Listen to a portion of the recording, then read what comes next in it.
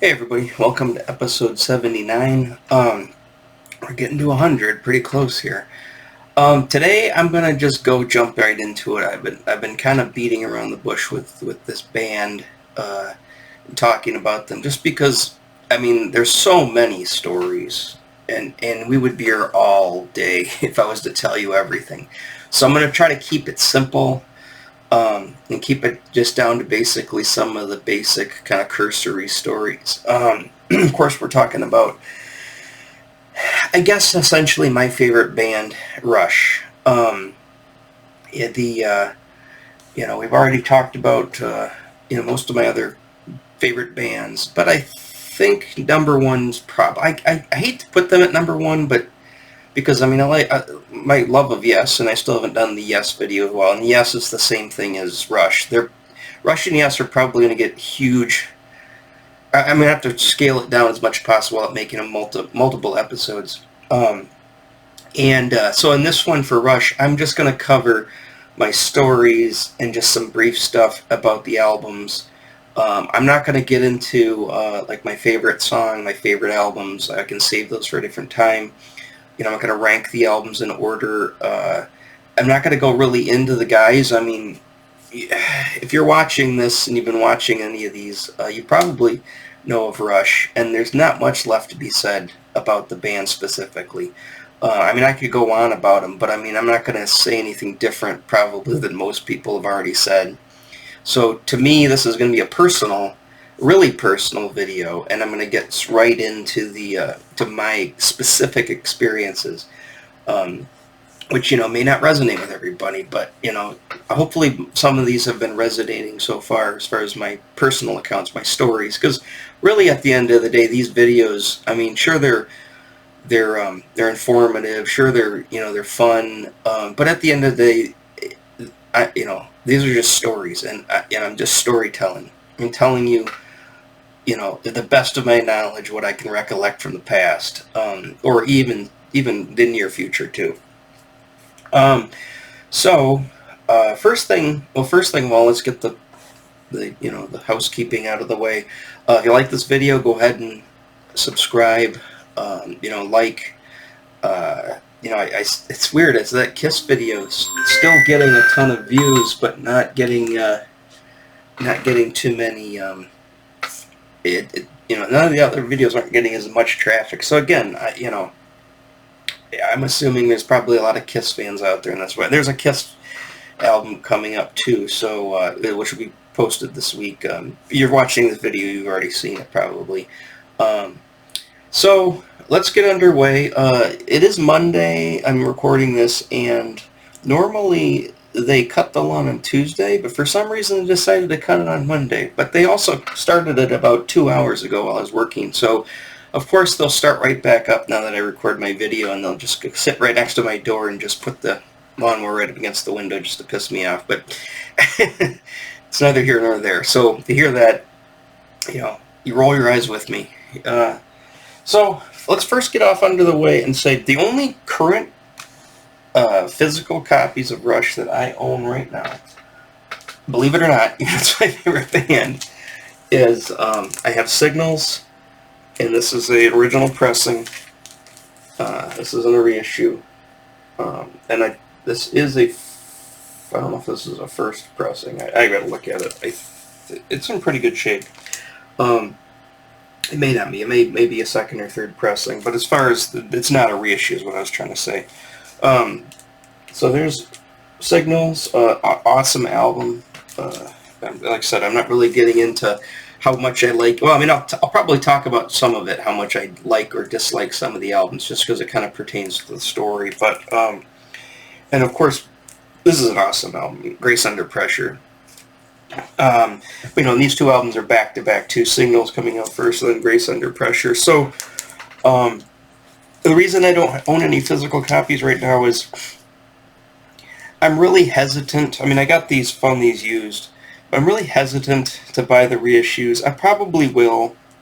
I've been hesitant to buy a few. I've seen 2112 and Moving Pictures like all over the place as far as used copies. Of course, you can just get. And people want like just as much as you can get to get the reissue.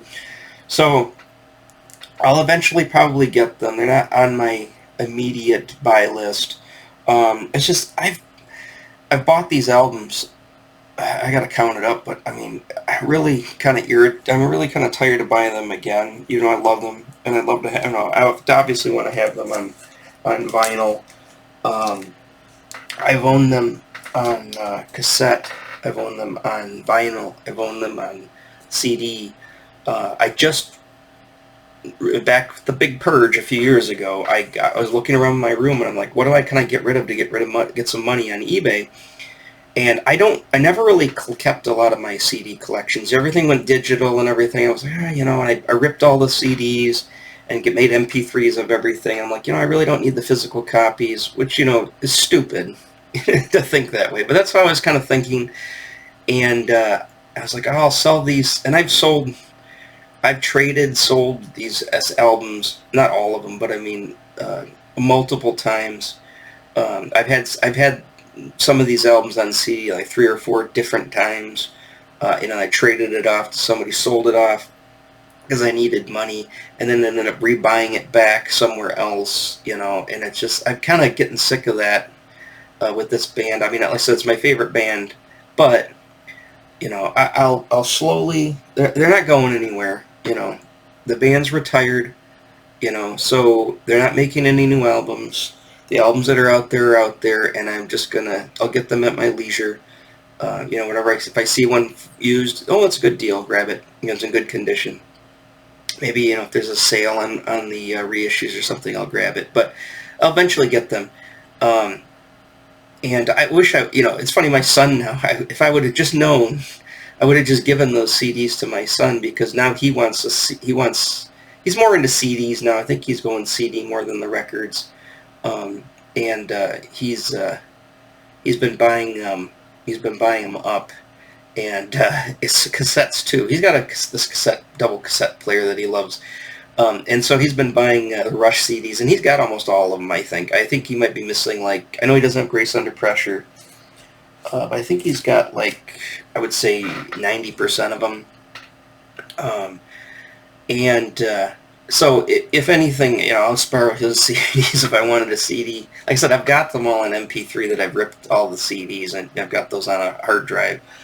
But I'll, you know, go back and get the records. I only had most of the records once, and that was, again, the Tour Tuesday. Going to Sam's Jams, I bought all of those Rush records. I mean, the only full price I ever paid for a Rush record, as far as the vinyl, was Presto. And I know I didn't have Roll the Bones on vinyl. Presto was the newest and the last album, and the only album I paid full price for. Every other album I got used, and for like $1, maybe $2. Like I think some of the double discs, like the live ones, like Show of Hands, Regular Stage Left, I got those for like $2 at Sam's Jams. But you know, and those albums, they had some ring wear on some of the covers. All the stuff was intact. None of the albums skipped. They all played just fine. And then, of course, those went with all my records in the early 90s, and out the window they went. So, you know, again, I'm kind of, you know, buying like Ghost albums or buying some albums that I've never had before is fine. And I look more forward to that, because buying, I mean, I had every Rush album up to Presto on LP and vinyl at the time. When Dreamline, it's a song off there. When Roll the Bones came out, I ended up buying it on cassette originally, and then I ended up getting it on CD, and then I had Counterparts on CD, and Test Reco on CD. And Test Reco is the last album I ever bought by them. I'll get into this. I keep talking about this with a lot of my favorite bands. Yes is a good example, how I like them up to a certain point. And I think when you hear the stories, you're probably going to understand why I think this way. And you might even, you know, have figured that out by now by listening to these videos, that the reason I like certain things usually has to do with, obviously it's nostalgia, it's a time period, and it's stories. I mean, there's a story behind everything. Um, and so let's get underway. So when I first discovered Rush, again, I could have sworn, and I've been looking it up, and it doesn't exist. I went on Rush's website and looked up their tours. They have all their tour dates and locations that they've ever played. And they never played at Meadowbrook in Rochester. They're at Oakland University. So I'm confusing it with either I didn't see this concert, which I'm pretty sure I did, because I remember my parents and my sister wanting to go, and and those friends of the family taking us. And this would have been the Moving Pictures album, because we had Moving Pictures on 8-track. I don't know who got it. I don't know if my dad got it or my sister got it, but we had Moving Pictures on 8-track there in the kitchen. This would have been whenever it came out, 81, 80 came out. My parents got divorced in 81, so they bought it before my parents even got divorced, and it was sitting there. Like I said, we had like I don't know if you remember, if you like older, it's like 70s houses, or it's probably a 60s house or whatever, but little small ranches in the kitchen. Sometimes they have like those, like, they're like almost like shelving, but they're like built into like a wall, and then you can see through them. We had my dad's 8-track stereo, which I believe was an RCA 8-track stereo, and it sat right in one of those openings, which, if somebody was push right off and go down to the basement and smash, but it was there, and it was plugged in there. It was behind this kind of kitty corner to the dining room table in the kitchen table. Not the dining room table, but the kitchen table, because we had 2 tables. And it was sitting in there, and it just hit me. I realized after my mom moved out, she took the dining room table with her. She left the kitchen table. I don't ever remember sitting at that kitchen table after my parents got divorced and to eat. I sat there in the chair to listen to the radio. I don't think I ever sat there to eat. That's weird. Yeah, I never sat there and ate there. That's crazy. We always, my dad's like, well, my mom's gone. She's not going to complain. So my dad sat there and I ate in his chair in the living room. So yeah, I always ate on the couch or ate on the floor or ate in the chair. I ate in the living room. I thought that was the coolest thing. And my son and I, when I moved in the apartment here, I had a table, but it kind of fell apart early. And for the longest time, I didn't have a dining room table. I do now, but I didn't have a dining room table. And my son and I did the same thing. We just sat and ate on the floor, ate at the chairs, use the end tables to put our dishes, and we still do occasionally. But we have a dining room table now. But yeah, I just thought about that. I never ate at that table. Huh. So anyways, that stereo was right there. It had 2 speakers built in, had an 8-track player, had stereo, and then we had some headphones on the coily cord, big, earmuff headphones. They were like white plastic, and I would go in there and I'm just going to go listen to music, and I'd go sit at the table, like not at the table, just pull the chair off from the table, and I'd sit, and I'd stare at the wall. We had this weird wallpaper in the living room, but I just stare at the wall, or like with the stereo itself. I'd look at the stereo and just look at the albums, and we'd have a stack of 8-tracks about yay big, and I'd pull them out and set them on the table. And I'd look at them like one by one, and the Queen's Greatest Hits, REO Speedwagon, High Infidelity, Rush, Moving Pictures, Styx, Breakfast at Tiffany's, my dad's Against the Wind, Bob Seger album. We're from Michigan, of course we're huge Bob Seger fans. What else was there? There was a few more, and I'm not ringing a bell at the moment, but that was the only Rush one we had. So anyways, like I said, I'm assuming my sister bought it, but my sister doesn't like Rush today, but she was a different person. She was in high school, but but I think maybe my dad had it. I'm not sure. But Yeah, so I would listen to that Rush album there. And that's pretty much my first, that I knew about Rush. But I wasn't really, I mean, I was into them about as much as I was into REO Speedwagon. I knew of them. I listened to the album. Same thing with Queen. But I really wasn't like a die-hard Rush fan at that point. I wasn't really a die-hard anything fan at that point, except for Kiss, because it's the only band I really liked. Um, but, so fast forward, no pun intended, fast forward to my freshman year in high school, and this would have been 88, I believe. I gotta look it up to be precise. 88, 87. It was 88. Or it could have been 87. It was, like I said, I was in high school. I know it for a fact because I met these kids in high school my first year, and they were different. I was kind of meeting new people, and I started to befriend a lot of older kids. And there were these older kids because some of them could drive, so they were like juniors and seniors. And I remember this vividly. Like I said, I'm not even thinking about Rush up until this point. So it's 1987, let's say it's 87, 88. I know it was, I had to look up the concert too, and I know for a fact it was at Cobo. Pretty sure, unless it was at Joe Louis. Could have been it was either at one of the two. But this would have been their Hold Your Fire tour. This would have been what became the Show of Hands, live videotape, and which of course is on DVD and then probably Blu-ray at this point. And of course, Hold Your Fire, or sorry, the album, the actual album, Show of Hands. Sorry. So I'm walking. I think one of the kids was a senior. I think Darren. He went by Darren, I think, but his real name is Daryl, or vice versa. This guy was a weird kind of guy. He had hard to describe. He's got glasses. He had a car radio, like a car stereo, built into his locker. Like he had it screwed in, and he had it hanging down underneath the first shelf.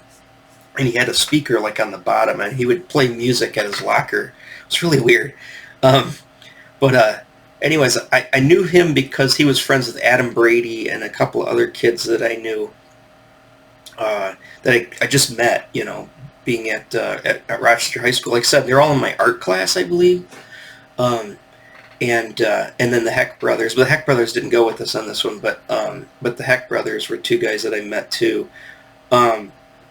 Anyways, I was walking down because my special ed classes were all down the same wing as the senior locker, which was basically the one butts up against the, if you know Rochester High School, it butts up against the entrance to the gym. But this could have changed. I haven't been inside Rochester High School in a long time, and I know it's gone through lots of physical changes on the outside. I'm sure they probably changed it around on the inside, but anyways, the lockers were on the left-hand side. The classes were on the right. Actually, there were lectures on the right, too, but most of the classes were on the right side.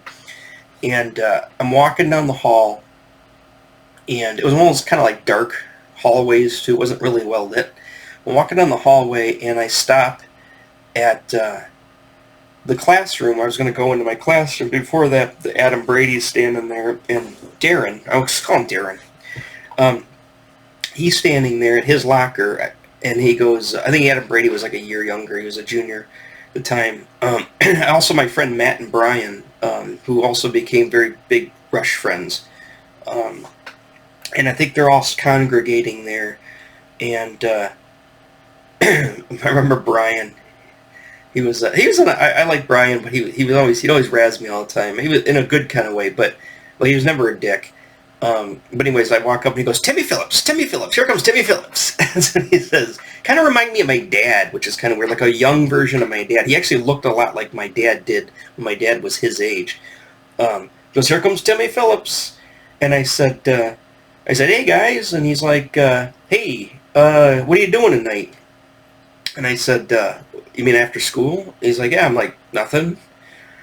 He goes, you want to go to a concert? And I said, yeah, who's playing? What's the concert? And he goes, Rush. And I go, oh, really?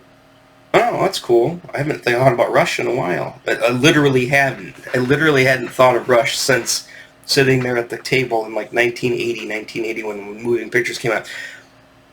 Let's just assume that I didn't go to that concert. But like I said, I have very fond memories of that specific thing, but I can't put two and two together. So I either imagined it, or we did go and we didn't go there to Meadowbrook. We went somewhere else. Because we went to a lot of concerts at Meadowbrook, and especially with that family. So I'm getting sometimes they're kind of getting mixed up. But regardless, I haven't thought of them since, let's just say 80, 81. I haven't thought of Rush. Didn't know any other albums. Oh, actually, I take that back. I knew about Signals, obviously. And I think because, it's such a striking cover. And I think they had posters of it down. Oh, yeah, they did have it at Full Moon Records when they moved downtown Rochester, which was down there by this time. They had a giant, the very back of the store, the giant, the naked guy standing against the pentagram, the big star. They had that giant, tapestry in the back of the Full Moon Records. I remember seeing that. And then they had the Rush Signals posters, up on the wall. So I did know that they had other albums. And my sister may have had, may have had Signals on cassette. I don't know for certain, but she might have. Somebody might have had it. So I still, like I said, I still knew about them, but was not into them at this point. And so I said to the guys, I said, we got a ticket? And they're like, yeah, we got an extra ticket. I go, will I owe you any money for it? And he goes, I remember he goes, Darren goes, I'll make you pay for it somehow. Didn't know what that meant. He never did. I didn't know what that meant. I think they're just trying to, goof with me. Obviously, they weren't being dicks or taking me to a concert for free. They were just, they're being high school kids. And these were good-natured guys. These were the smarter, into music, kind of really not popular, but not geeky either. They were kind of it's hard to describe these set of guys. They were like their own people. And they were older, too. And so, anyways, I said, yeah, I live in the trailer park. And they said, the one guy said, I know the trailer park. He says, just give me your address. I said, well, I'm on Lafferty, which is 3 or 4, I can't remember what streets in it was. I said, and he goes, I'll find it. He goes, we'll pick you up probably around between 5 and 6. I said, okay. So Darren drove this really big grocery getter, Woodside station wagon. Anyway, so he came and he picked us up. It was me.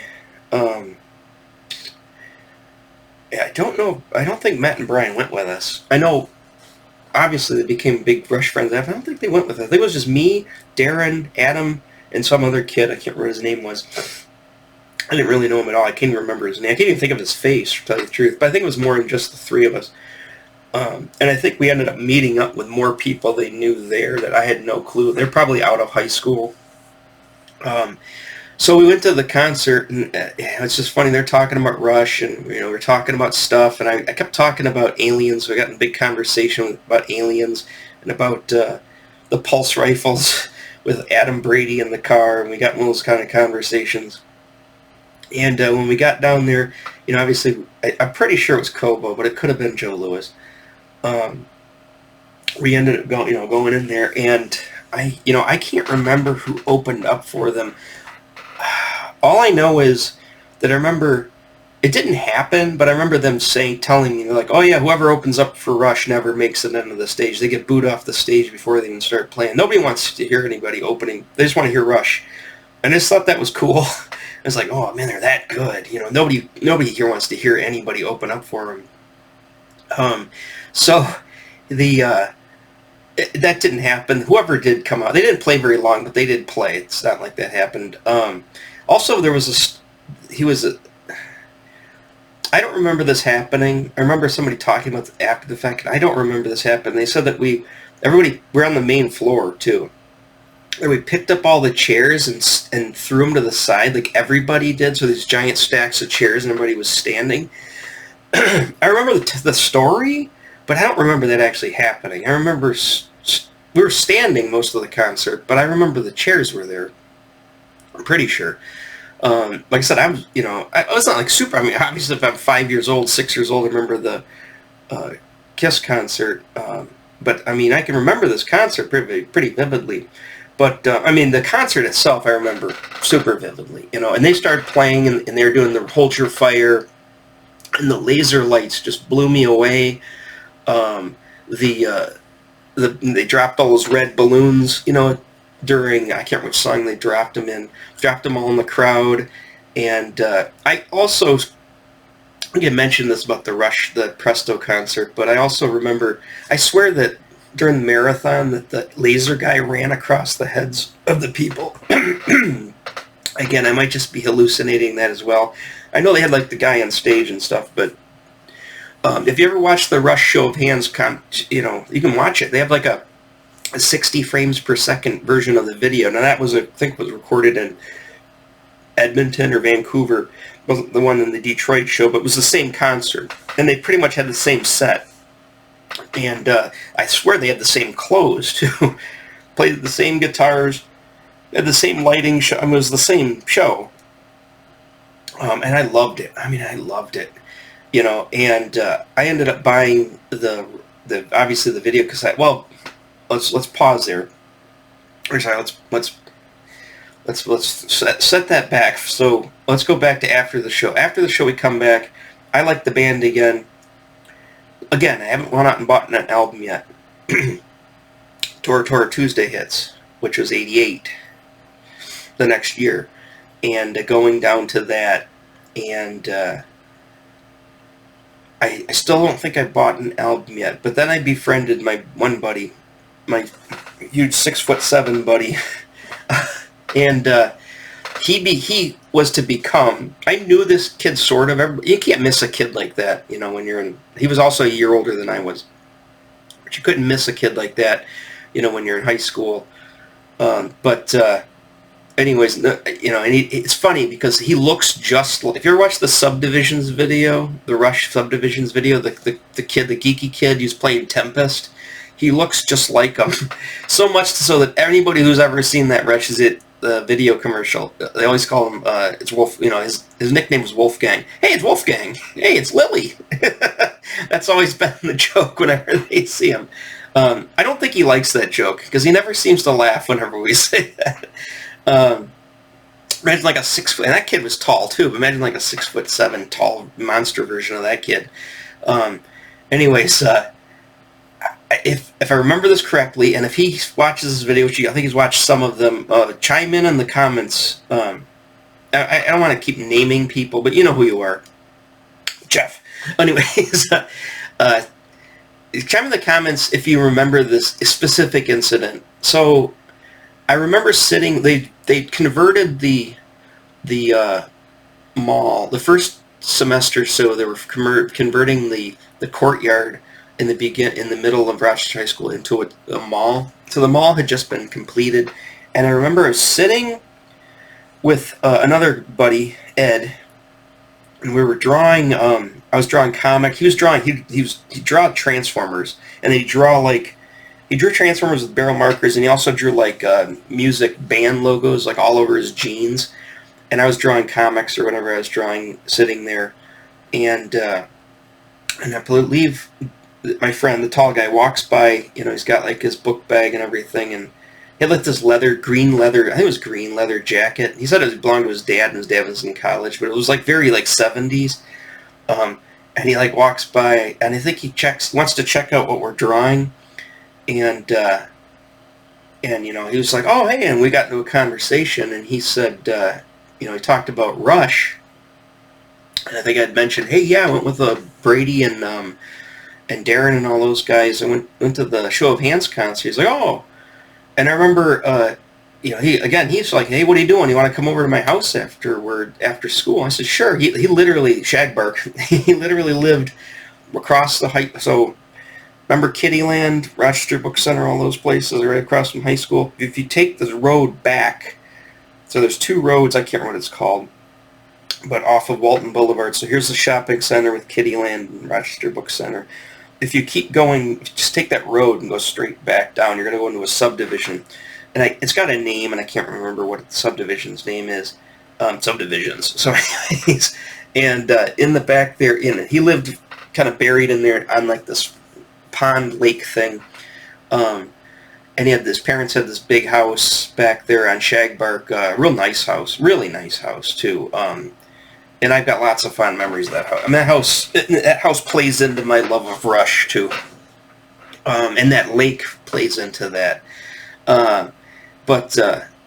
So I went back there and I was talking to him, and he showed me his comic collection. He had a huge comic collection, a lot of vinyl collection.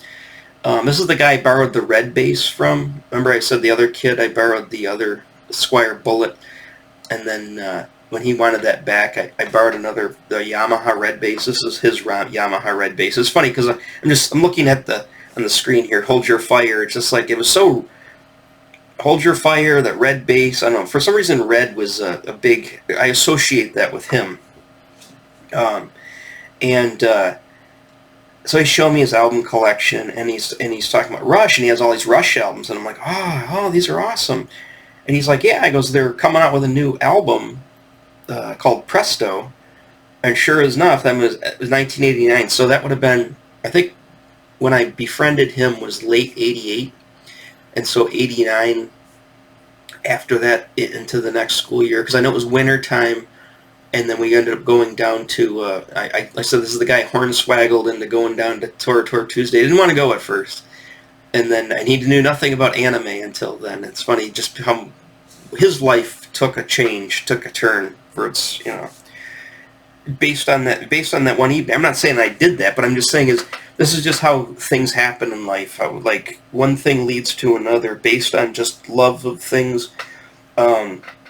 But anyways, so I ended up getting Presto was the first LP, the first and last record of Rush I ever bought, full price.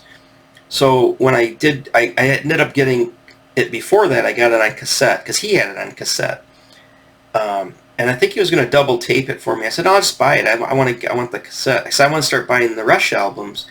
And then I ended up going to Tour Tuesday and went down to Sam's Jams, and they had all those Rush albums there for $1. And I was just buying them up left and right. I wasn't getting them all at once. I was just getting them, because there's so many records to go through. You could only go through so many. And like I said, I'd really get bored with the anime. He loved the anime, so he would stay there, but I'd get bored, and I'd have to go down there and look through records, and then come back, and they'd still be like in the middle of some Dragon Ball episode I didn't want to watch. Yeah, we go down there and I start picking up all the records. He has a lot of the records. I talked to him not that long ago. He said that he still has all his records. He says he's got a few of the reissues. He's the one that actually introduced me to Solo Records, which he lives down in Ferndale area now. He has a house down in Ferndale with his wife. So he goes on Woodward a lot, and he goes to Solo Records still today. So anyways, yeah, he became a huge, like, my biggest Rush buddy. We were all into Rush. He's the guy. We ended up going, with his other friend Ned, we ended up going to the Presto tour at the Palace of Auburn Hills. It was that year? Pretty sure it was that year. Like I said, his like, if you watch, like, the videos and stuff, not that it looks necessarily like it, but, like, that whole, like, the La Villa, whatever it is, La Studios in Toronto, which I think is torn down now, but where they recorded, if you watch, like, the videos where they're recording at the studios with, like, moving pictures and stuff, and Limelight, I don't know, for some reason it's like his house, because his back bedroom window, this is when he lived in the upstairs bedroom. He ended up taking over the basement later on. But you look out and you see that lake, and I remember the snow and stuff. It just reminded me of that video. And he had all these videos on VHS, and he says, "Hey, let's go watch the videos down." He had, in his family room. So we went down there in his family room, and before, he had the old family room because their parents ended up pushing that house out, made that house even bigger. But we sat down there on the couches, and we watched All a Show of Hands. I was like, "Oh, it's the concert I was at. I love this. I got to get this on video." He had the Grace Under Pressure tour video, which is kind of hard to find nowadays. I can find pieces of it. I haven't found the whole thing. Maybe they did I'll have to look it up, see if they did the 60 frames per second version on YouTube. You go ahead and look it up yourself too. If they do, send me a link, or tell me about it. Um, he had he had a bunch of, he had the Through the Camera's Eye video. Now that was a weird, that was before Chronicles. They had, this is why I saw the video for the, I don't think I had seen any of these videos. The only video I think I saw because of signals was Distant Early Warning video on MTV. But other than that, I don't remember seeing any of the other videos. I may have, I just didn't know. I just didn't pay attention. But so yeah, so that became through the rest of high school. Rush was just not my absolute favorite band because I also got into Yes at this time pretty heavily. And it was just, I mean, high school is high school. I mean, you guys, everybody's gone to high school. I mean, you discover, you talk with friends, you discover bands, you listen to music, you buy records, you do all this stuff. It's just it's the time of your life, pretty much, even though you hate going to school. I hated school, but I loved everything else about it, about that time period. Again, remember I was talking about, your nostalgia only goes so far, because for every great memory you have, there's also a lot of bad memories. High school is definitely a bad memory for me. I like to kind of block that out of my head, even though I talk about it a lot. A lot of bad things happened. Didn't have the best high school life. Kind of how I glammed onto Rush. You know that Rush Subdivisions video. I mean, all of the stuff that they portray in that video, that song's about. That's why it hit so close to home. That was pretty much, imagine like 10 of us all being that kid in the Subdivision video. We're all kind of friends with each other, but we're all kind of outcasts, and the whole thing, in the backs of cars, in the basement bars, be cool or be cast out. I mean, that was pretty much how I lived high school. So that album, and that band just became like, they were like, your religion at that time, and for him as well, and we just loved it. So one thing I want to say though, because this is probably a good spot. So I told you that story, and we went. I listened to Presto gazillion times, and we went to the tour, and the concert, and of course Show of Hands concert, Hold Your Fire, Power Windows. Everybody says there's two things people say. One thing is they say is they can't. They think that most, like if you watch like people's top 10 videos or Rush albums ranking, everybody puts Presto last. Maybe, but I put Rush Presto, for me it's like number 3, or maybe 4. I mean, it's definitely in the top 5. And because I like Rush, and Hold Your Fire is also there too. And Hold Your Fire and and Presto, to me, are like when I talk about Return of the Jedi. Everybody loves Empire, right? The least favorite of all of them is Return of the Jedi. But to me, Return of the Jedi was my Star Wars, even though Star Wars was my Star Wars. But everybody loves Empire, which is the superior movie, but that's not my superior movie. And the same thing with this is, Rush is not a superior album, Presto is not a superior album, Hold Your Fire is not a superior album. But because it's so intrinsically tied to my love of the band and discovering them and all of these experiences, that to me they're my favorites. And even though even everybody loves Moving Pictures, which I also love Moving Pictures too. It's definitely my top 5 as well. That might even still be my favorite album, is Moving Pictures, which is most people's favorite album. But I even though I love Hold Your Fire, the album itself, and even though I like Power Windows, I still, if you were to take Power Windows and Hold Your Fire and the Show of Hands live album, to me the Show of Hands live album is my favorite of the 3. I mean, I love Hold Your Fire, the album, because that's where a lot of the songs are off of, and it's the tour, and I love Power Windows. But if you could take the 2 albums and set them aside, I would rather, if I buy these 3 albums, the one that's going to get probably played the most, which it did then as well, is Show of Hands.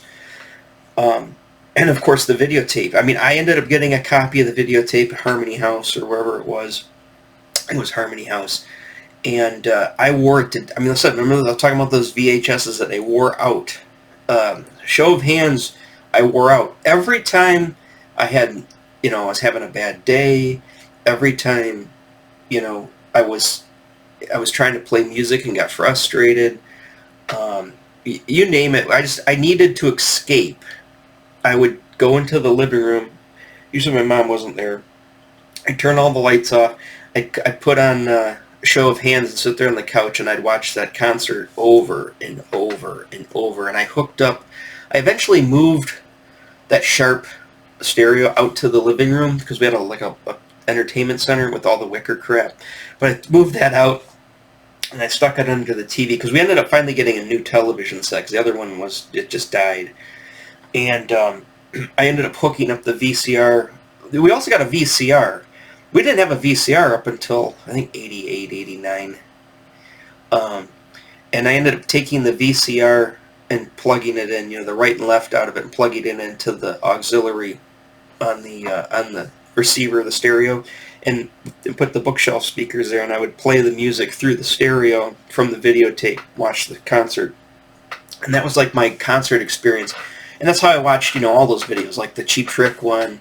What was the other band I had? The Police video, the Yes 90125 live concert. I'll get into my Yes love, but my Yes love also was forming at the same time this Rush was forming.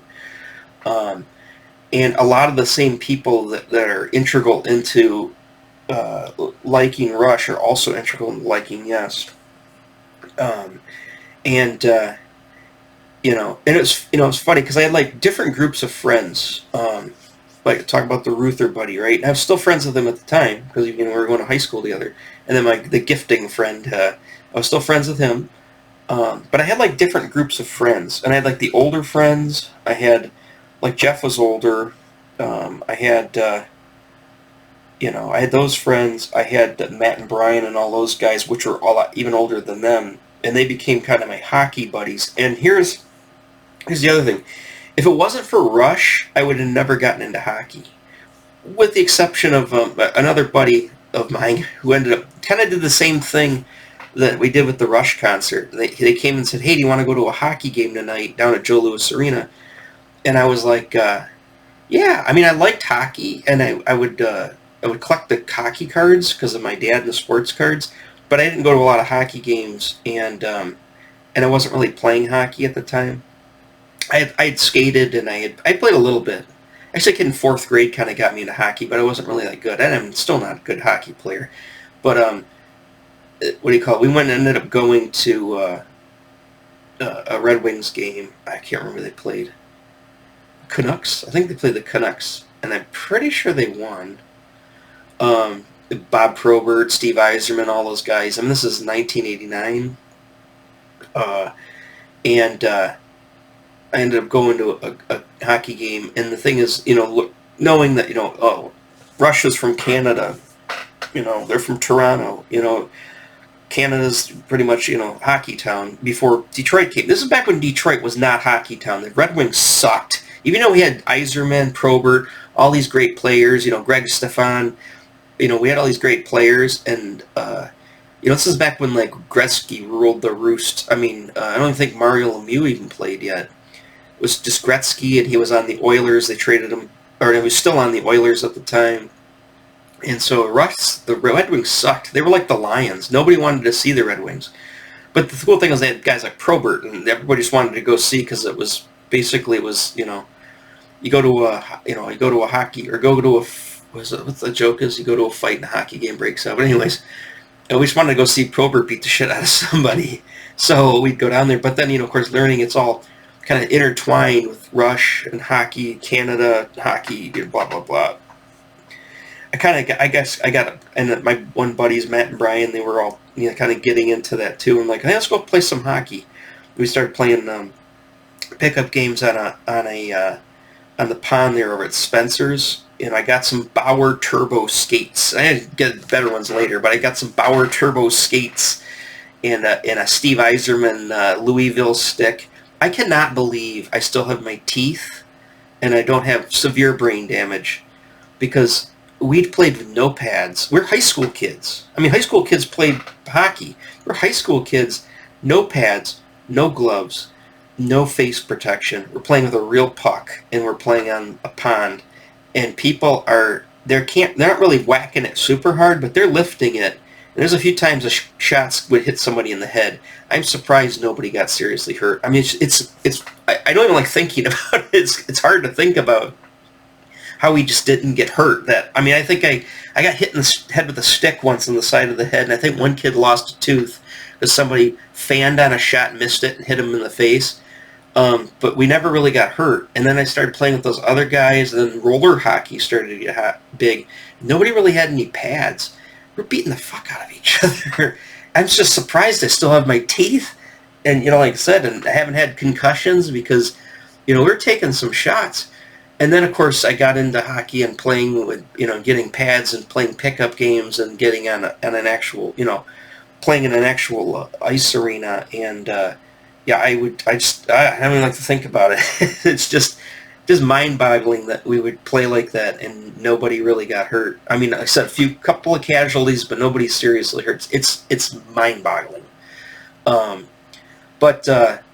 Yeah, so that kind of goes synonymous to it. Because you can see that Rush was pretty heavy in my life. I mean, just like the Kiss was. I tell you the story about Kiss and all that stuff happening. And, these bands to me aren't just bands, people are like, and I'm pretty sure everybody has the same thing, especially when you're young and in high school. I mean, these bands, you get real heavy into music and they become like your total escape, girls, boys, all of them, whether it's alternative music and, or you got into heavy metal or you got into rap or whatever. All of these bands were just so ingrained in our life. And so,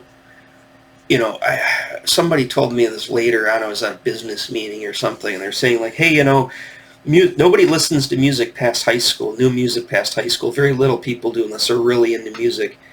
And so most people like stuff from their high school years back. And I would say for the most part, that's true. I mean, there are people, obviously, that are into new music and been following music all their adulthood. But I would say the average person, music is pretty much high school and back. And I gotta say, for me, I love Ghost. And I got into a few bands, not many in the 90s, but I got into a few bands. But really, I'm also the same way. And that's why Presto, Hold Your Fire, Show of Hands, even though I love the older albums, all of those, because of that period of time, high school. I mean, it all comes down to high school. And school, I'm just the school years, you had no real responsibility. You just had to go to school and not fail, which I didn't.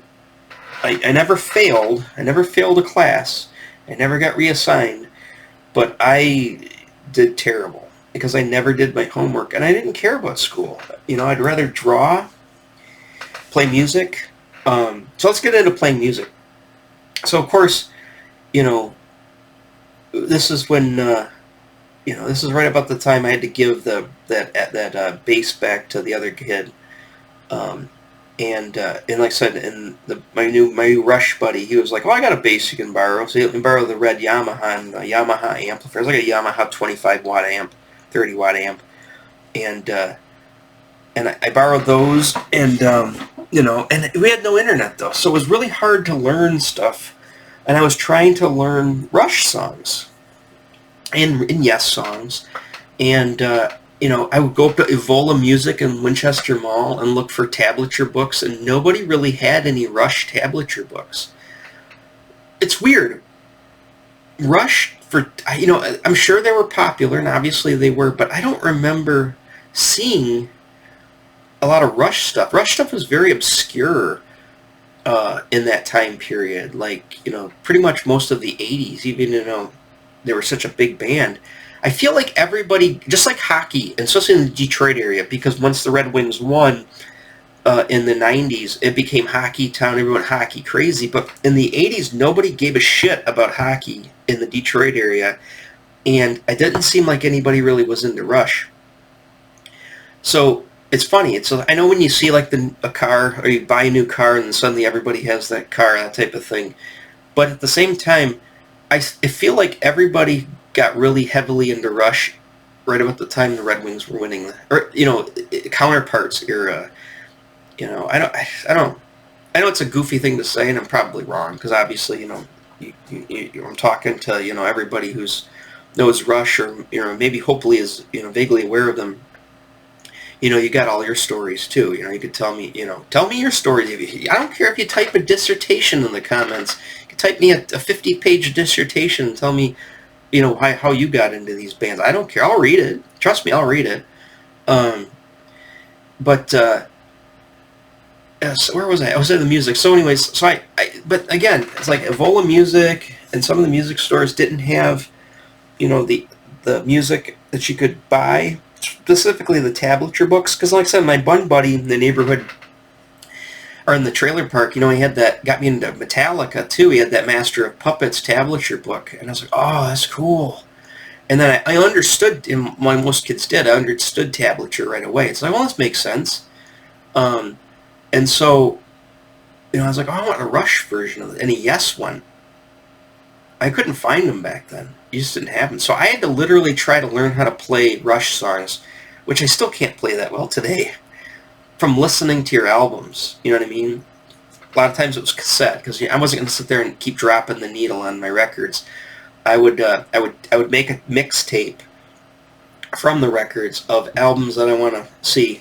Well, let me pause right there. I'm going to go run to the restroom, because I'm going to get into this here. I am back. Okay. That's better. I can think now. So yeah.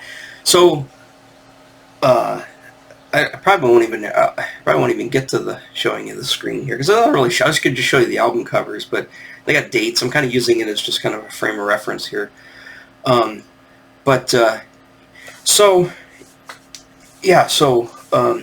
I would take my albums and I would go, okay, I think I could probably learn how to play that song, and I would copy them down to make a mixtape off that Sharp stereo I had, and then I would play them in the Walkman, and I would play them. Then I'd play them on the stereo, and I could hit pause and rewind and stuff, and go back and just like, okay, and I trained myself.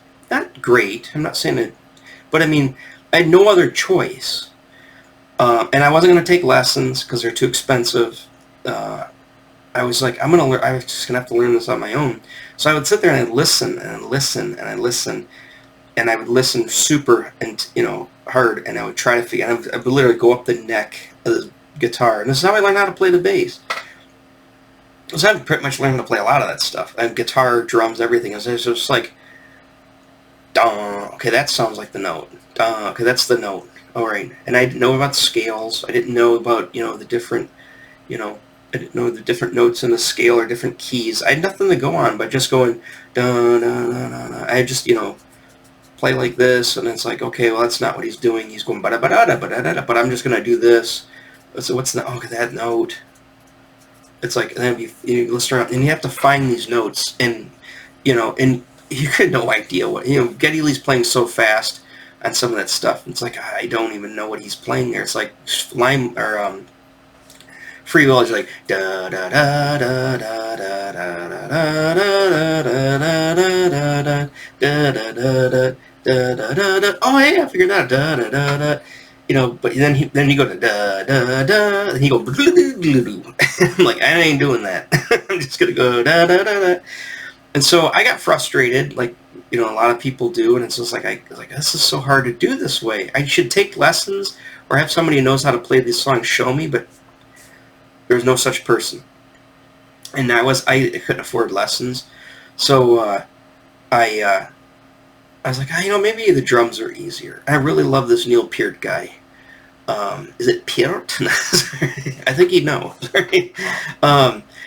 Anyway, so I was listening to that, and I'm like, and this is how I kind of started to learn how to play the drums. I had this bed, obviously, and my sister had this futon that she had, but she wasn't using it. And I took the futon and I kind of rolled it over my bed. It kind of fell off the side because it was bigger than the twin bed I had. But I had this, and that was my bed I'd sleep on. It was a futon kind of smashed onto this twin bed. And I got some white drumsticks because I saw Neil Peart had some. I don't know if he had white sticks, but I just liked the white from the Show of Hands album cover, and I saw these white drumsticks at Evola Music. I was like, oh, I want those. They look like Rush Show of Hands sticks. I don't think Neil Peart's ever played white sticks, but anyway, I got these white sticks, and they're kind of glossy painted, and and I'd sit there and I'd go to my bed, and I would literally just play on my bed, and I'd use my pillows. A pillow I'd put, okay, that's a snare drum, and then I'd get pillows, and I'd find pillows, and I'd put them out on my bed, lay them out like a drum set, and I would just listen to the album, and I'd just tap my feet like I have bass drum or a cymbal, or a double bass. I'd just try to tap my feet along and play the rhythms of these songs on these pillows. And like I said, then I eventually got one snare drum, and it was way too loud, and then I threw a dampener on it, and it was still too loud.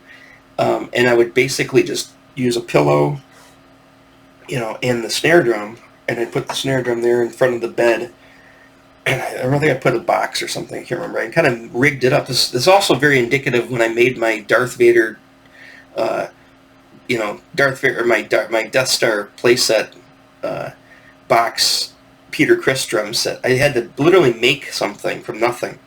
I ended up getting something. I got the snare drum, and I'd sit there and play, and then I got that hi-hat cymbal, and I got a snare drum, and I remember then the neighbor was coming over all the time going, you can't be playing that drum set, it's way too loud. It's just a cymbal, a hi-hat cymbal and a snare. There's no bass drum, no toms, no crashes, there's nothing there.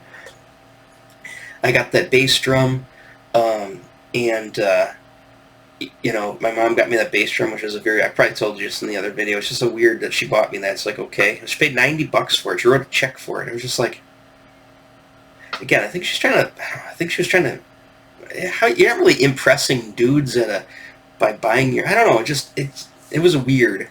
But I got that bass drum, and then I'm getting a floor tom, and it was really way too loud. And that's when I decided to take the stuff over to my dad's, because he moved into that one house that had a full garage that it was loud, but the garage was in the alley, and it was far enough away to where if you played during the day, you really wouldn't bug too many people. You probably still did. But anyways, I took that drum set into that garage, and I put a piece of carpet down and set it up, and then I eventually got a tom-tom, and they got a crash cymbal. And I was also right about the time the Chronicles, Rush Chronicles album came out, which is a collection best of. They also had a videotape. I wore that videotape out. And so I was listening to that, and I was like, oh, and I got really kind of obsessed with trying to do Neil Peart stuff. So I'd sit out in the garage, and I had a little radio, a little jam box that I had on the floor there, that I had to plug into like an extension cord. I went to the ceiling, and I'd sit out in that garage, and I was trying to get down the fills, trying to get down stuff, and it was just too difficult. Again, no lessons. Like I said, I'm not the smartest person in the world, and I get frustrated pretty easily. So I was like, you know what, I'm not going to do this. It's too loud, And then my one buddy, the two buddies, the older kids I was playing hockey with and stuff like that, he goes, hey, why don't you bring the drum set over to my house? I go, I know, but it's loud. He goes, it doesn't matter. My mom and my dad are gone all day. And he kind of lived back. He had a lot of property he lived on, so we could jam in his basement there, and, nobody cared. And then he ended up buying a guitar. And then the one other buddy, the one that kind of reminded my dad, he ended up buying a bass.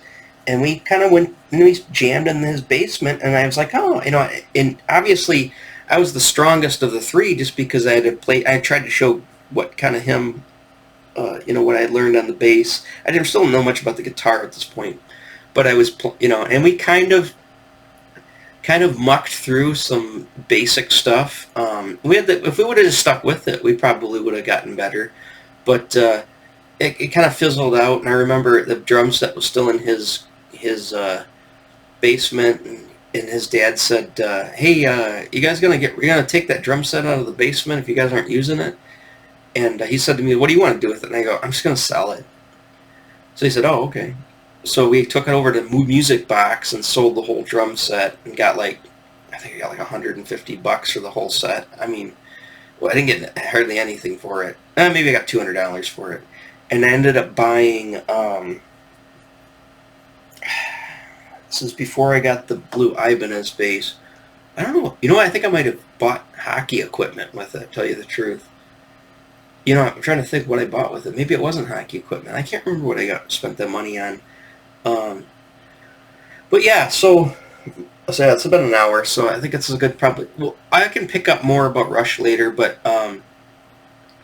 the what I wanted to say also about like the newer albums and stuff, like Test for Echo, in Counterparts, I didn't like any. I really to this day don't like any Rush albums past Presto. Rush, Roll the Bones is okay. I like Dreamline. It's okay. I really don't like Counterparts. Everybody loves Counterparts. I really don't like it. And I don't. I only have one memory with that album is when it very first came out, before it even hit the shelves. They played it on the radio, and me and my one friend, were in his Fiero, were driving to Ann Arbor to see Living Colour down at the State Theater, and the opening band was a band called Candlebox. We'd never heard of them before. But anyways, I saw Living Colour with him, and they played the Rush Counterparts on the radio, and we listened to the whole album by the time we got to Ann Arbor. And it was like, oh, that's my only real memory of Rush Counterparts that's a good memory. Otherwise, I don't really like it that much. I remember listening to it in the basement with my one friend Jeff, the tall kid. He had moved to the basement and listened to it, and he was talking about how much he loved, like the song Animate. My son likes the song Animate. I don't dislike any Rush album, let's just put it that way. However, I just can't get into Counterparts. Test for Echo, even though it's the last album I ever bought, I really couldn't get into it at all. I never really heard Vapor Trails, and I still never really heard Vapor Trails to this day. I mean, I guess I could just go listen to it, but I can't make that one. I can't make it any kind of opinion because I haven't really listened to it. Snakes and Arrows came out and so I guess I could get into all the times I saw Rush in the concert. A lot of it was in the 90s and into the 2000s. I was there for the 35-year. I think the last time I saw Rush live was the R35 5th anniversary in the 2000s. This is before I went to DC. That was the last time I saw them live. I haven't seen it. Clockwork Angels, I never saw them live. I watched a lot of it on YouTube because, like I said, it's like I can just watch all this stuff on YouTube now. Then they started showing up in movies and stuff. Anything after Presto, because Presto was the last album that I was really into. And like I said, Roll the Bones, just a little bit, Roll the Bones, and vaguely Counterparts. Test for Echo, no, I didn't. I owned it, but I didn't like it. Even though Rush still is my favorite band, they're retired now, so we're never gonna. It's the band's done, so we're looking at back at my favorite band in retrospect. But I would say I like them from half their career. I would say 1975 to 1989, which is only 85, let's see, what's that, 75, 10 years, 14 years? That's as long as Ghost has been around. That 2010, it's almost 2024, right? Ghost has been around that long. That's weird to think about. It's weird to think about the first. That's so weird. But yeah. So I really only liked Rush albums for 14 years. Does that mean I'm not a Rush fan? I don't know. They're like my favorite band. I don't understand that being not Rush fan, but I just don't like anything after Presto. That's just how I am. So that's probably a good place to end it. I said I could go on forever. I mean, as I try to recall, the stories, once I start thinking of one story, I start thinking of something else that happened. I start thinking of something else that happened. And your mind would get dizzy just listening, and you just go off on tangents, which of course is what I do. But so this is I wanted to do a Rush video. I'm not saying I did a good job on this one, but you know the stories now. At least you know some background of it, and like I said, what the band means to me, why I like the albums I like. You know, I'm one of these days. I guess I'll rank this. I'll rank the songs. I'll rank the albums. You know, I really don't know how if I could do a good job of that because, like I said, I'm all over the place and I'm always different. Am I in the mood for old Rush?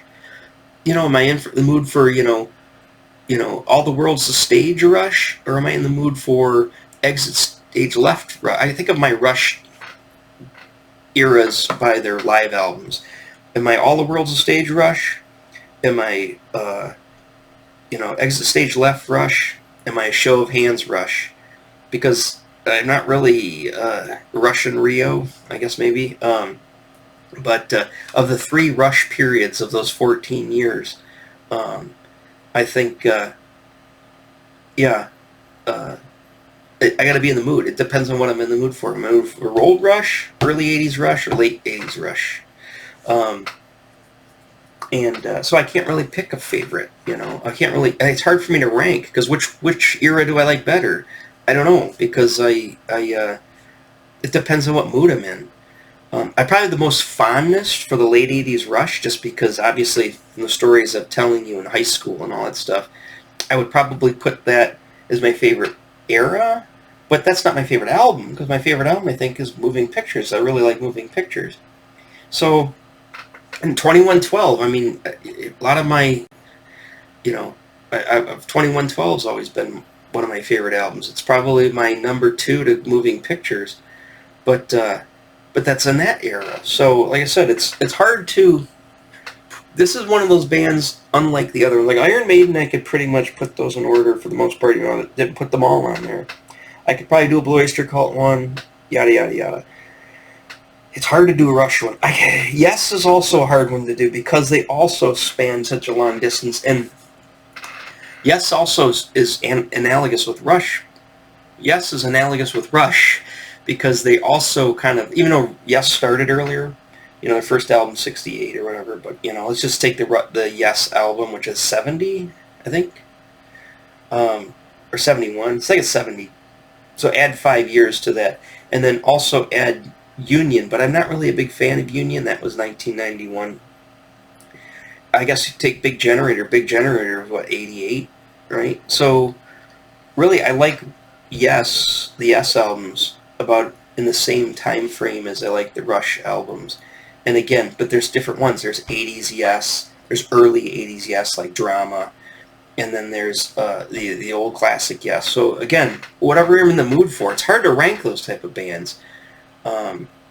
I would have to rank the era, then I'd have to rank the albums in the era, and then I'd have to rank, I guess it makes sense if your favorite era was that, but I can't say that 80s 90125 Yes is my favorite. I can't say that, Fragile, Close to the Edge Yes is my favorite. I can't say the Relayer or Drama. It's too hard to do. I love them all, just like the Rush, up to 89. I love them all.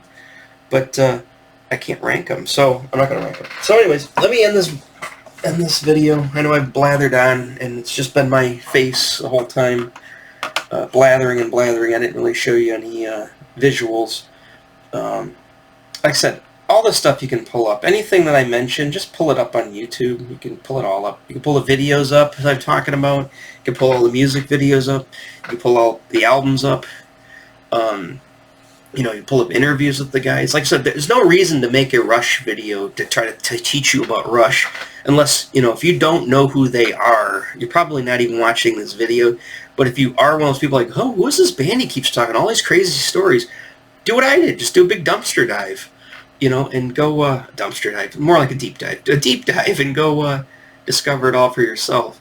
If you're a high school kid, I don't know how many high school kids are watching this, but, if you're of that age, this would be a good time. It's when I learned about it, and, so. Alright, nothing much more to say on it, so I'm going to let you go. Who knows what I'm going to do tomorrow. I blew my wad with the Rush videos. But anyways, I guess I got to do a Yes one, too. I'm hoping everybody loves all the music ones. Again, I don't have much to say. I did order, Thrift Books came in, it gave me a message, said the Frank Miller Wolverine Limited Series came in. It was like $12 or $10. It was $12 after shipping for the graphic novel. So that's supposed to be on its way. I'll definitely do a video on that. So I will go do a comic book video or graphic novel video, whatever you want to call it, when that album that thing comes in. But and I want to read it again. But up in that, other than that, I'm probably going to be focusing more on music here. So if, like I said, if you like the music stuff, if you're not a big fan of the music stuff, just check back. Stay subscribed. Check back, but stay subscribed. There's no reason to just bolt just because I'm not talking about what you specifically want to hear right now. But eventually I'll come back to some of the stuff you do want to hear. Vice versa. If I start talking about comics and everything, music people don't bolt. It's all interplays. It's all together. For me, in my world, because you're in my world, you're in my videos, all this stuff is in this world. All right, I'll let you go now. Blathered on. Like and subscribe, and I'll see you on the next one, which should be the Friday video, I think. All right, okay. Talk to you then. Bye-bye.